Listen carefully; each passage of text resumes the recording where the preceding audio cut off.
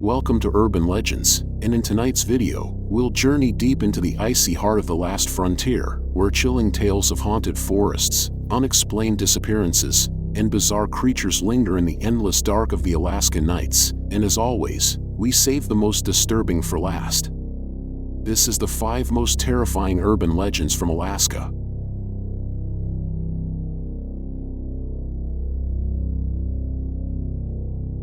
The eerie, sometimes called the hairy man of Alaska, is one of the most chilling figures in Alaskan folklore.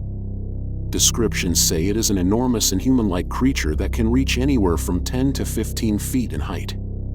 Its body is covered in long dark brown hair that drapes like a shaggy cloak. Witnesses say its arms are strangely long, stretching almost to its knees or beyond, giving it a disturbing and loping stride. Its eyes are said to glow with an unnatural yellow, shining like coals in a fire. The very sight of it is supposed to freeze a person in place, making them feel as though they are standing before something not quite of this world. The creature is believed to inhabit the remote forests and tundra of southwestern Alaska, especially around the vast expanse of Lake Iliamna and along the Nushagak River. These are regions of dense woods, winding waterways, and endless stretches of land where a creature of such size could vanish without a trace. According to old stories, the eerie is not simply an animal. It is said to be born from tragedy, created when children wander too far from home and become lost in the wilderness. Rather than perish, they are transformed into towering and hairy beings, destined to roam the forests forever. This belief makes the eerie both a monster and a warning, a reminder of how quickly the land can claim those who don't respect its dangers. Accounts of its behavior vary. Some tales say the eerie is hostile, capable of snatching people from camps or dragging the careless into the woods, never to be seen again. Others suggest it is more of a looming presence, frightening but not always aggressive, content to shadow travelers from a distance. Hunters have reported feeling followed for miles, hearing heavy footsteps just behind them, only to find nothing when they turn. Fishermen have reported hearing strange and inhuman cries that echo across the waters at night. A few claim to have seen immense shapes move swiftly through the trees, larger than any moose, vanishing into the shadows before they could raise a rifle. The legend of the Wailing Woman describes a pale lady dressed in white, who appears on the side of the road along Alaska's Seward Highway, sometimes even standing in the middle of it, as though she is desperately trying to flag someone down, and drivers who claim to have seen her often say she is crying or clutching her arms. If they slow down or look back to try to help, she vanishes without a trace, leaving only the sound of the wind and the dark stretch of pavement behind them. The Seward Highway runs for miles between Anchorage and the Kenai Peninsula, and in the evenings the fog can pour in so quickly that it feels as though the world itself is closing in, which makes the sudden sight of a figure in the road all the more jarring. People say the ghost might be the restless spirit of a woman who died in a car accident during a winter storm, stranded when help was too far away, or perhaps she is someone who wandered down to the water and became trapped in the sucking mud and rising tide, calling out for rescue until it was too late. Other tellings of the story claim she lost her children in the crash and now roams the highway in endless grief, searching for them and weeping as she goes. Some who travel that road at night insist that they have heard the sound of sobbing carried across the air, even when no one else was nearby, and others describe the chilling experience of seeing her shape vanish in front of their headlights, only to catch sight of her again for an instant in the rearview mirror. Over the years, the Wailing Woman has become more than a single ghost story. She has become part of the way people think about the Seward Highway itself, a symbol of the danger and sorrow that can come with traveling through that lonely stretch of wilderness, where the land and the sea and the weather often feel far larger and more powerful than the people who pass through it. The creature known as the White Death is one of the darker legends to come out of Alaska's wilderness. The stories usually place it far from the coast, in lonely windswept areas, and when hunters or trappers vanish without a trace, locals will sometimes whisper that the White Death found them. It is described as a bear in shape, but not quite like the bears that are familiar in Alaska. The fur is said to be a pure unnatural white, different from the creamy coat of a polar bear, or the blonde shades sometimes seen in grizzlies.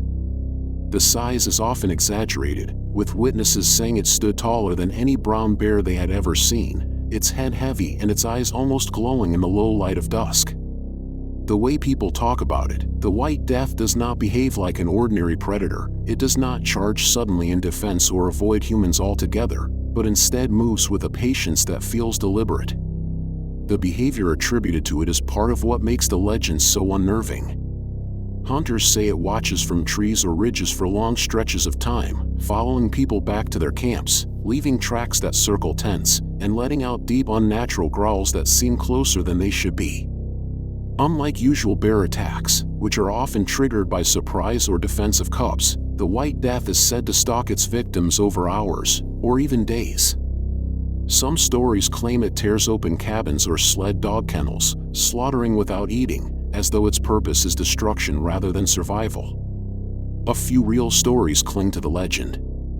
Trappers in the 1920s told of finding enormous white bear tracks inland, where no polar bear could have wandered, and some claimed their sled dogs refused to follow the trail.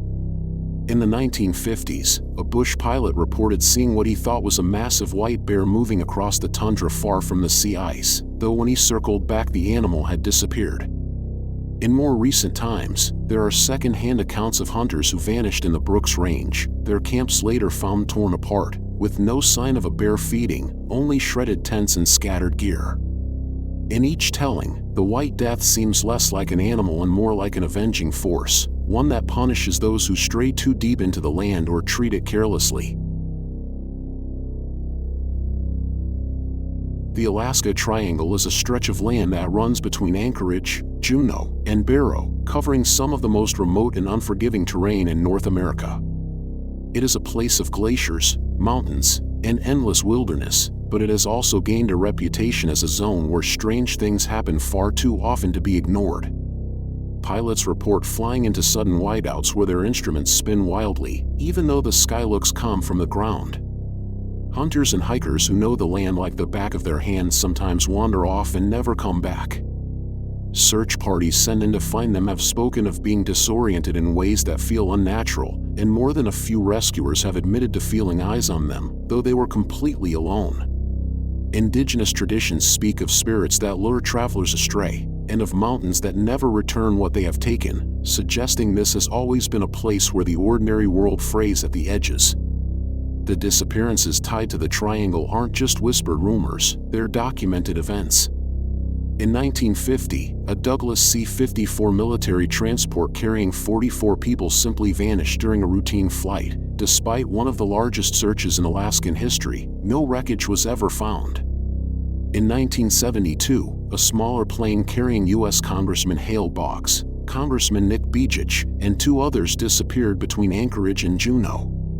The search was so intense it mobilized military and civilian aircraft across the state, but again, nothing surfaced.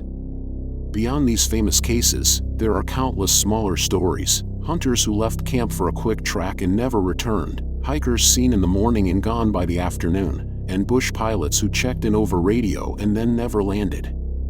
Sometimes rescuers claim to hear phantom aircraft engines above them, yet the skies are empty, or distress calls flickering in on radios that vanish into silence. The number of lost planes and missing people in this region is staggeringly higher than anywhere else in the country, yet no clear explanation has ever been found. Some blame the brutal weather and rough terrain, others point to magnetic anomalies that disrupt navigation. But whatever the reason, the Alaska Triangle holds onto its secrets tightly, and those who cross into it can never be certain they will make it back. Kennecott Mines was a copper mining town which was built in the early 1900s in the heart of Alaska's mountains. It is a place which once buzzed with miners and their families but was abandoned in 1938 when the operation collapsed, leaving the area frozen in time.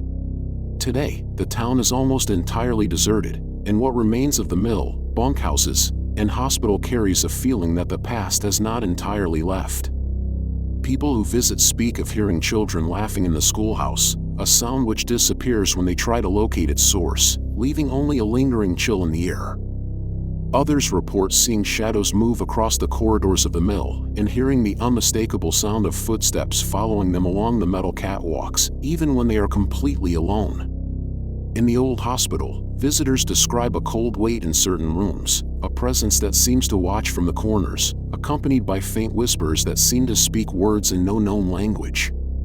Some have reported seeing fleeting figures in the doorways, sometimes dressed in miners' clothing, disappearing as quickly as they appear, or glimpsing a nurse moving through the hallways as though tending to patients long gone. The Red Mill itself is said to amplify these experiences, with people claiming the wind whistling through broken windows carries low human-like moans, or voices that respond to them when they call out, echoing through the vast and empty structure. Hikers and photographers have described an oppressive feeling that follows them from building to building, a weight in the air that intensifies around certain spots, like the dormitories or the machinery floors, and at night, the place seems alive with terrifying sounds. Even those who visit during the day report an unease that grows as they explore, as if the spirits of those who once lived and died here are still wandering, replaying their lives over and over, waiting for the living to notice them.